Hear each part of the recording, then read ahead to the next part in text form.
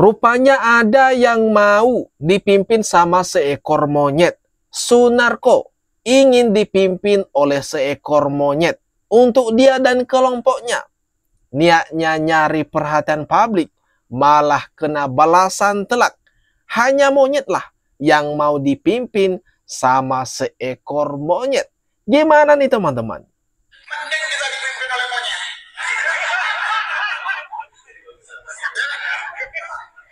Monyet bisa kita atur. Nafsunya monyet seberapa sih? Sebesar perutnya doang. Yang ketiga, Gibran ini secara intelektualitas lemah. Tolong disampaikan, jika ada orang yang mengatakan dirinya lebih baik dipimpin oleh monyet daripada Mas Gibran, tolong sampaikan ini sama dia. Hanya monyet yang ingin dipimpin oleh monyet. Ada. Sekali lagi saya katakan, hanya monyet yang ingin dipimpin oleh monyet. Hanya monyet yang mau dipimpin sama monyet. Ya udah, biarin saja ya. Sunarko dan kelompoknya serta orang-orang yang selama ini nyerang Pak Jokowi dan Gibran. Biarin. Kalau mereka pinginnya dipimpin sama seekor monyet, ya sudahlah, terserah mereka. Apes betul nasib Sunarko ini. Niatnya, tujuannya mencari perhatian publik. Tapi yang ada kena balasan telak. Kalau ada yang bilang lebih baik dipimpin monyet, saya jadi curiga. Apakah dia bagian dari monyet? Karena nggak ada manusia yang mau dipimpin sama monyet. Ada. Gimana nih teman-teman? Masa iya ada manusia, ada orang yang inginnya dipimpin sama seekor monyet? Aduh. Udah nggak habis pikir lagi lah ya. Saya kira teman-teman pengennya kan dipimpin sama sesama manusia, sama orang, bukan sama hewan. Tapi entah kenapa logika dari Sunarko dan orang-orang gerombolan yang bersama dia sangat gembira. Sepertinya setuju 100% kalau mereka itu dipimpin oleh monyet daripada manusia. Aduh. Ibaratnya dunia kebalik sama orang-orang ini. Adalah suatu surat yang sebenarnya kalau menurut saya sih buang ke kotak sampah. Karena nggak ada sama sekali kebenaran di situ, tidak ada sama sekali fakta-fakta hukum yang menjadi dasar ya. Kumis tebal. Kau pikir takut sama kau? Kau ini dulu ya kan, yang dulu ditangkap karena kasus makar. Yang bawa senjata ini ya Sunarko ini. Ya, dan Sunarko sama Soeharto, kamu yang menggeruduk KPU. Kita nggak ada takut sama kalian sama sekali loh, ya.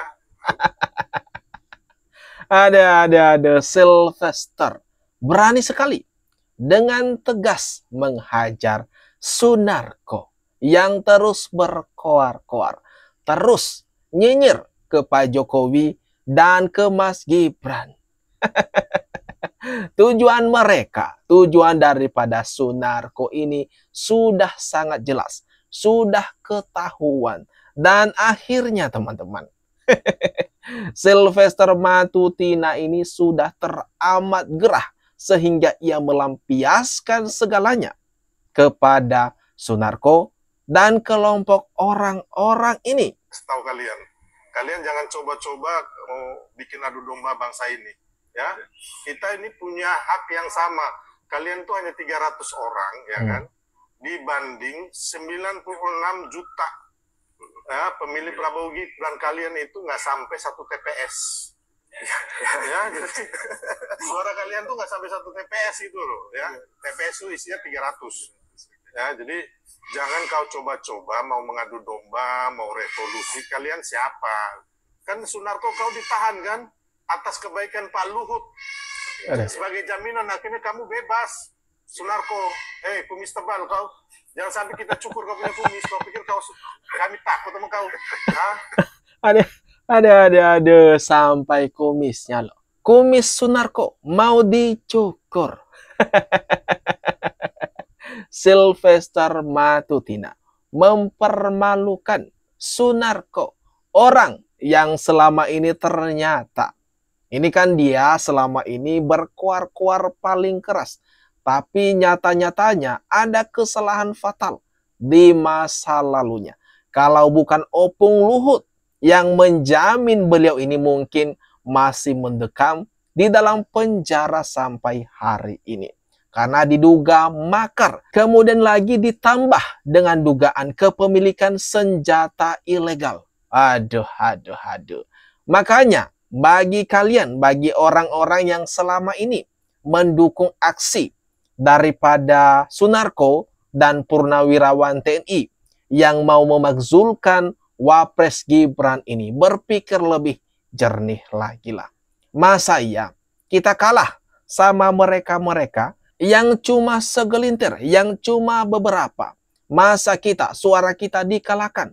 Kita loh yang memilih Prabowo Gibran sepaket waktu itu dan mereka menang. Jangan kita biarkan orang-orang ini merusak hasil kesepakatan kita, hasil demokrasi kita untuk memilih Gibran sebagai wakil presiden Republik Indonesia mendampingi Presiden Prabowo Subianto. Salah satu poin yang ingin kami sampaikan, seandainya kita diterima oleh Pak Prabowo Subianto, ada yang ingin kami tanyakan, Pak, kenapa Bapak kok merasa utang budi dengan Pak Jokowi? Apa bukan sebaliknya, Pak? Beliau membantu Bapak cawe-cawe untuk menang. Bukan karena dia sayang Bapak, Pak, bukan. Tapi karena dia mau titip anaknya untuk jadi wakil presiden. Jadi mestinya Bapak nggak utang budi ke beliau. Beliau yang utang budi ke Bapak. Sehingga ingin disampaikan sekali, Pak, lain kali nggak usah lah hormat-hormat banget. Sedang-sedang aja lah, Pak. Yang betul, Pak Jokowi mengumpulkan keluarganya bersama-sama berteriak, hidup Prabowo, terima kasih Prabowo. Bukan sebaliknya, Bapak yang sebut hidup Jokowi, salah. Jadi kalau ini Fahrul Razi ya teman-teman, menteri pecatan Pak Jokowi waktu itu karena terbukti nggak becus kerja, makanya diberhentikan di tengah jalan. Sekarang karena sakit hati, malu dipecat Pak Jokowi waktu itu, akhirnya ia menjadi oposisi, nyerang Pak Jokowi, nyerang Mas Gibran, dan mau mengadu domba hubungan baik antara Pak Jokowi dengan Presiden Prabowo, kemudian hubungan harmonis juga dengan Presiden Prabowo dan Wakil Presiden Gibran. Aduh. Semakin kelihatan dan sudah kelihatan dengan sangat jelas, teman-teman. Orang-orang ini memang merusak suasana yang baik ini. Mau merusak hubungan baik antara Pak Jokowi dan Presiden Prabowo dan Mas Gibran. Jadi supaya nggak simpang siur ya, memang ya penangkapan dari Mayor Purnawirawan Sunarko ya berkaitan dengan ucapan beliau juga pada saat ada penjelasan kepada anak buahnya yang terekam dan diviralkan ya. Lalu juga ada keterkaitan dengan adanya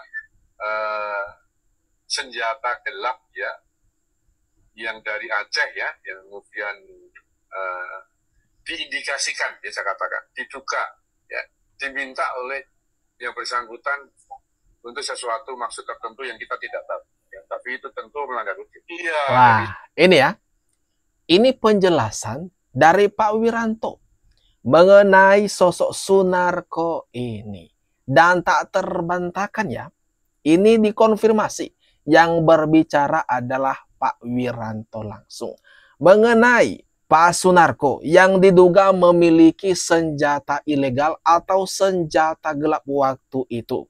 Kemudian omongan-omongan beliau bersama rekan-rekan atau orang-orang di dekatnya yang kemudian rekaman itu viral di media sosial. Pembahasan itu diduga upaya makar. Aduh.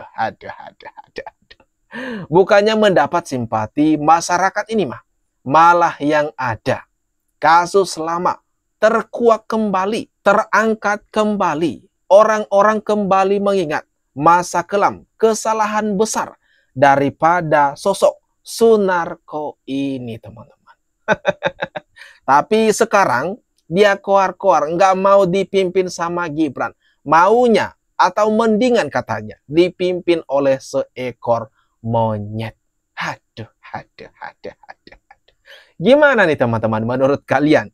Jangan lupa tinggalkan komentar terbaikmu di kolom komentar yang ada di bawah ini.